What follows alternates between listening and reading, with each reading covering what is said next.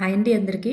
మనకి ఎంతగానో ఉపయోగపడేటటువంటి ఈ టెట్లో కానీ డిఎస్సిలో కానీ ఎక్కువగా బిట్స్ వచ్చేటటువంటి ఏరియా అనమాట ఇది. ప్రక్రియలు, ఈ ప్రక్రియల నుంచి మనకి బిట్స్ అనేవి వస్తున్నాయి కాబట్టి ఒక్కసారి ఇవి చూసుకొని వెళ్ళిపోదాం. ఇవి చూసుకొని వెళ్ళిపోతే మనకి బిట్ అనేటటువంటిది మిస్ అవ్వకుండా ఉంటుందన్నమాట. ఇక్కడ ఫస్ట్ది మనం చూస్తే కథానిక. కథానిక అంటే చూడండి ఒకసారి, కథ, కథానిక ఈనాడు పర్యాయ పదాలుగా వాడుతున్నారు. కథ మరియు కథానిక ఈనాడు పర్యాయ పదాలుగా, అంటే కథానిక అంటే ఏంటంటే కథ అన్న కథానిక అన్న ఒకటే అన్న మీనింగ్ అన్నమాట. అయితే కథానిక వ్యక్తి జీవితంలో ఒక ముఖ్య సన్నివేశాన్ని, సంఘటనల మధ్య సంబంధాన్ని కళాత్మకంగా చిత్రిస్తుంది. చూడండి బిట్ మనకి ఎలా వస్తుంది. వ్యక్తి జీవితంలో ఒక ముఖ్య సన్నివేశాన్ని, సంఘటనల మధ్య సంబంధాన్ని కళాత్మకంగా చిత్రించేది ఏది? గేయము, వ్యాసము, కథానిక లేదా ఆత్మకథ, లేకపోతే ఇలాంటిది ఇస్తాడు. మనం కథానిక ఎంచుకోవాలి. నెక్స్ట్ క్లుప్తత అనేది దీని లక్ష్యం. క్లుప్తత అనేది లక్ష్యంగా కలిగినది ఏది అడగ కూడా అడగచ్చు. చెప్పదలుచుకున్న విషయం పాఠకుల హృదయానికి హత్తుకునేలా చేస్తుంది. అలాగే పాత్రలు, నేపథ్యము, కథనము, జీవిత వాస్తవికత చిత్రణ. చూడండి ఒక కథ గురించి, కథలో ఏమేమి ఉంటాయంటే పాత్రలు ఉంటాయి, నేపథ్యం ఉంటుంది, కథనం ఉంటుంది, జీవిత వాస్తవిక చిత్రణ కూడా ఉంటుంది. ఇవి కథానికలో ఉండేటటువంటి ముఖ్య భాగాలు. క్రింది వారిలో కథానికలో ఉండే ముఖ్య భాగం ఏంటి అని అంటారు. ఆప్షన్స్లో పాత్రలు, నేపథ్యం, కథనము, జీవిత వాస్తవిక చిత్రణ అంటారు. సో ఇవన్నీ is the right answer. Next one, శతకం అనగా 100 పద్యాల రచన. శతకాలలో సాధారణంగా శతకాలలో 100 నుండి 108 పద్యాలు కూడా ఉంటాయి. 100 పద్యాలు ఉంటే చాలు శతకం అని అంటాం. కానీ మోస్ట్ ఆఫ్ ది శతకాలలో 100 నుంచి 108 మధ్యలోన పద్యాలు అనేటటువంటివి ఉంటాయి. శతకంలోని పద్యాలు అనేవి ముక్తకాలు, అంటే దేనికదే స్వతంత్ర భావన కలిగి ఉంటుంది. ఒక పద్యం ఉందనుకోండి, ఆ పద్యము మరి ఆ పద్యం చదివాక తప్పనిసరిగా నెక్స్ట్ది దానికి రిలేటెడ్గానే ఉంటుంది అనేటటువంటిది ఏముండదు. దేనికదే స్వతంత్ర భావన ఉంటుంది. సో ఒక పద్యం చదివాం, దాని ముందు పద్యం చదివితే కానీ ఈ పద్యం మనకు అర్థం కాదు, అలాంటిది ఏమీ ఉండదు. సో దేనికదే స్వతంత్ర భావన అనేది కలిగి ఉంటుందన్నమాట. శతకంలో ప్రతి పద్యానికి చివరలో ఒక పదం కానీ లేదా ఒక పదం మొదలుకొని 2 పాదాల వరకు, ఒక పదమైన మకుటంగా ఉండొచ్చు, లేదా ఒక లైన్ మొత్తం ఒక లైన్ మొత్తమైన ఉండొచ్చు, లేదా 2 లైన్లు, 2 పాదాలు, ఒక పదం మొదలుకొని 2 పాదాల వరకు, ఒక పదం మొదలుకొని ఒక పాదం కానీ లేదా 2 పాదాలు కానీ మకుటంగా ఉంటుంది. తెలుసు కదా మీకు. శ్రీకాళహస్తీశ్వర అనేటటువంటిది ఒక పదం, భాస్కర అనేటటువంటిది ఒక పదం, మకుటాలవి. అలాగే కాళికాంబ హంస కాళికాంబ అనేది ఒక పాదం, విశ్వదాభిరామ వినురవేమ అనేది ఒక పాదం. అలా 2 పాదాలు ఉన్నది కూడా మకుటం ఉంటుంది. ఇలా మకుటం అనేటటువంటిది ఉంటుందన్నమాట. Next one, ఖండకావ్యం. ఖండకావ్యం అంటే మహాకావ్యంలో నుండి రసాత్మక ఘట్టాలను, మంచి మంచి కావ్యాల నుంచి రసాత్మకమైనటువంటి ఘట్టాలను లేదా ఒకే వస్తువు కలిగినటువంటి ఘట్టాలను విడిగా గ్రహించి రచించినటువంటి కావ్యాన్ని ఏమంటారంటే ఖండకావ్యం అంటాం.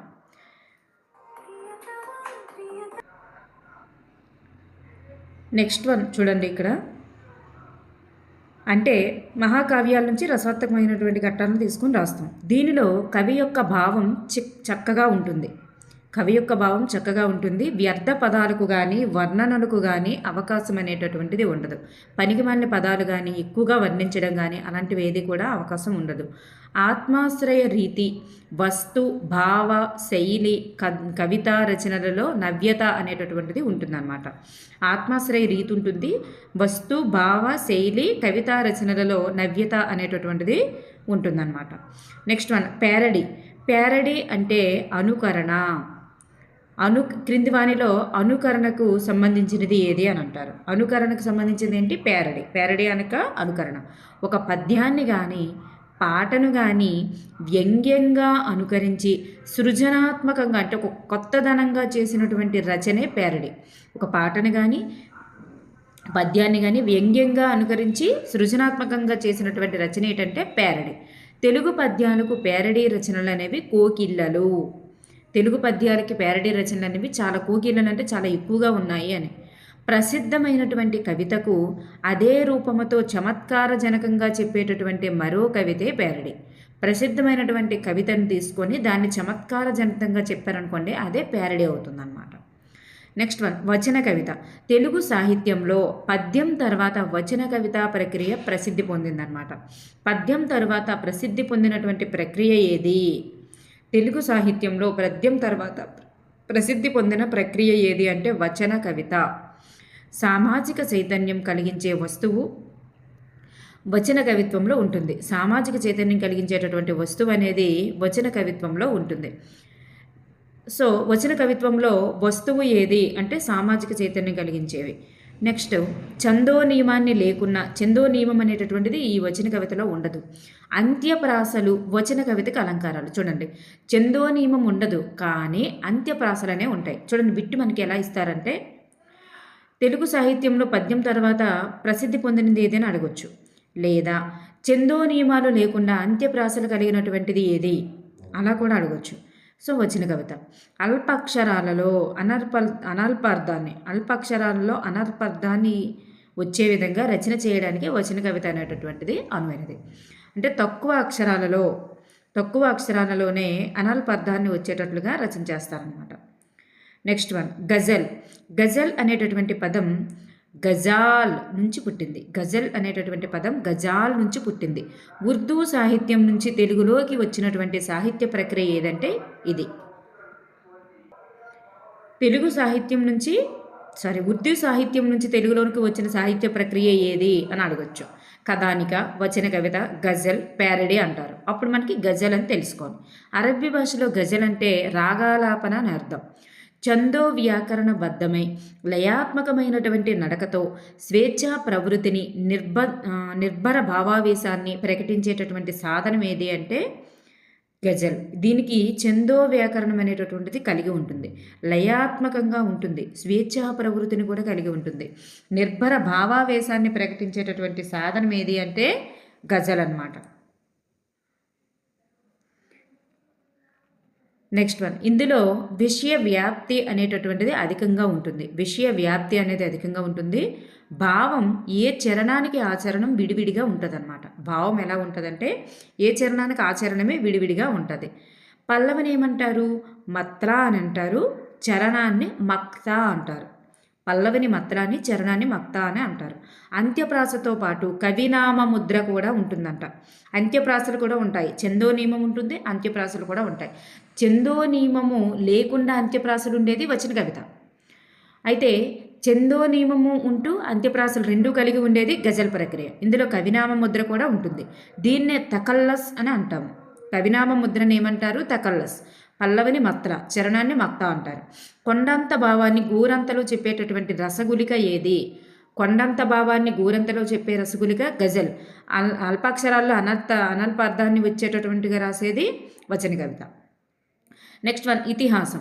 ఇతిహాసం అనగా పూర్వం ఇట్లా జరిగిందని తెలిపేదే ఇతిహాసం. పూర్వం ఇట్లా జరిగింది అని చెప్పేది ఏంటంటే ఇతిహాసం.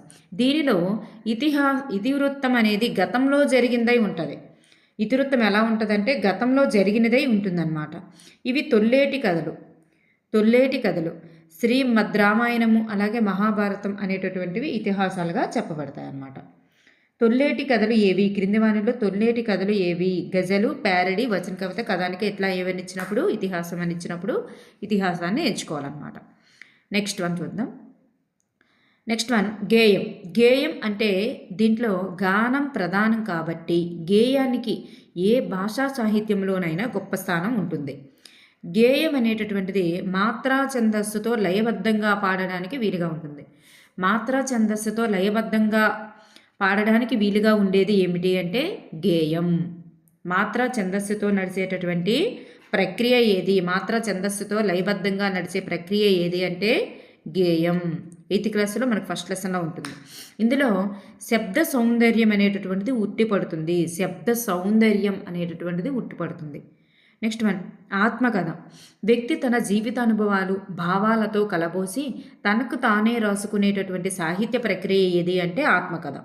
ఇది కేవలం ఆ వ్యక్తి యొక్క చరిత్ర మాత్రమే కాదు, ఆయా కాలాలను ప్రస్ఫుటించేటటువంటి సామాజిక చరిత్ర కూడా. చూడండి, ఆత్మకథ అనేటటువంటిది ఆయా కాలాలను కూడా ప్రస్ఫుటించే సామాజిక చరిత్ర అని గుర్తుపెట్టుకోండి. అంటే ఆ వ్యక్తి నేను చిన్నప్పుడు ఇలా చేసేవాడిని, ఇలా జరిగేది అంటే ఆయా కాలాలలో అలా జరిగేదా అని చెప్పేసి సామాజిక చరిత్ర అప్పుడు అలా ఉండేది అని తెలియజేసేదన్నమాట. ఇది ఉత్తమ పురుష కథనంలో ఉంటుంది. క్రింది వానిలో ఉత్తమ పురుష కథనంలో నడిచేది ఏది? కథానిక, గల్పిక, నెక్స్ట్ వచన కవిత, ఆత్మకథ అని ఇచ్చారనుకున్న ఆత్మకథ ఎంచుకోవాలన్నమాట. ఓకేనండి. నెక్స్ట్ వన్, తెలుగు సాహిత్య ప్రక్రియలో సాహితీ రూపకం. చూడండి, సాహితీ రూపకం అనేది మనకి చివరి లెసన్ అన్నట్టు 8th క్లాస్లో భువన విజయం లెసన్లో ఉంటుందన్నమాట. సాహితీ రూపకం అనేది తెలుగు సాహిత్య ప్రక్రియలో రూపకం అనేటటువంటిది ఒకటి. దీనిలో నటులు ఆయా పాత్రలను ధరిస్తారు. అంటే నటులు ఆయా పాత్రల గుణ రూపాలను ఆరోపించుకొని అభినయిస్తారనమాట. తెలుగు సాహిత్య ప్రక్రియల్లో రూపకం అనేది ఒకటి. దీనిలో నటులు ఆయా పాత్రలను ధరిస్తారు. అంటే నటులు ఆయా పాత్రల యొక్క గుణరూపాలను ఆరోపించుకొని అభినయిస్తారు. తెలుసు కదా, మీకు అర్థమై ఉంటుంది. నెక్స్ట్ వన్, అవధాన సమస్య. సాహితీ రూపకం సమస్య అంటే ఏంటంటే ఇది భువన విజయంలో వస్తుంది, మర్చిపోయాను. భువన విజయంలో వచ్చేది సమస్య. అక్కడ రాయల వారు ఇస్తారు కదా, అది. అవధాన ప్రక్రియలో పద్యంలో ఒక పాదాన్ని తార్కిక అంశంతో ముడిపెట్టి వర్ణన చేయమని అడగడాన్ని సమస్య అంటారు. అవధాన ప్రక్రియలో ఏం చేస్తారంటే పద్యంలో ఒక పాదం ఇస్తారు. ఆ పాదానికి అనమాట తార్కిక అంశంతో ముడిపెట్టి వర్ణన చేయమని అడగడాన్ని సమస్య అంటారనమాట. ఓకేనండి, ఇవి 8th క్లాస్లో ఉన్నటువంటి ప్రక్రియలు. Thank you everyone. టెట్కి చాలా ఇంపార్టెంట్, గుర్తుపెట్టుకోండి ఇవన్నీ కూడా.